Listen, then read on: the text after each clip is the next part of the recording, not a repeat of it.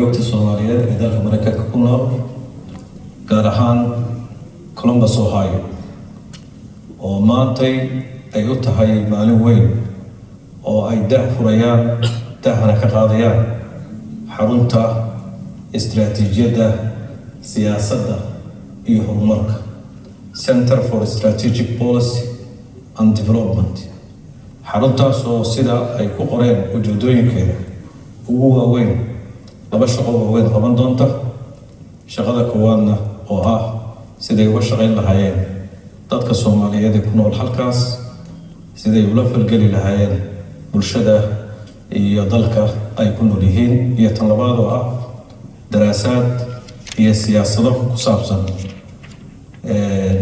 dalka ay ka yimaadeen hooyo ee Soomaaliya inay qayb ka ciyaaraan dowladiskiisa dhanka dhaqaalaha, horumarka dhaqaalaha iyo bulshada.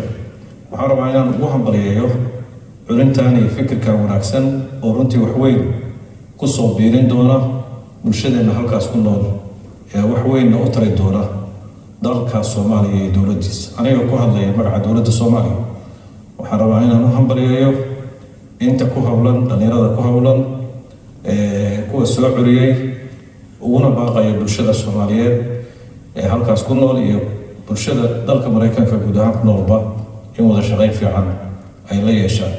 waxaan ka cudur daaranayaa anigoo ay ahayd inaan ka qayb galo goobjoogna u ahaado Columbus, Ohio na tago furitaanka xarunta in arrimo shaqo qaran awgeed aan uga baaqday. cudurdaar baan soo gudbinayaa. markana waxaan idin leeyahay hambaliyo ummadda Soomaaliyeedna waxaan ka rabnaa dalalka ay ku nool yihiin guud ahaan qurba joogta oo runtii wasaaradda arrimaha dibadda arrimahoodu ay hoos yimaadaan.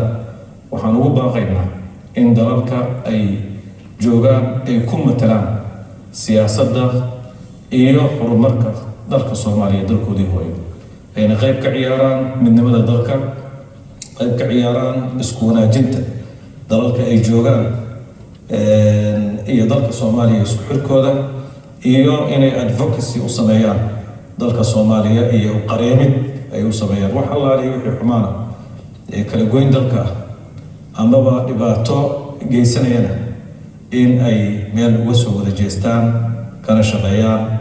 aad iyo aad baan ku hambalyeynaynaa. caaway ama maantay maalin weyn bay dadka Ohio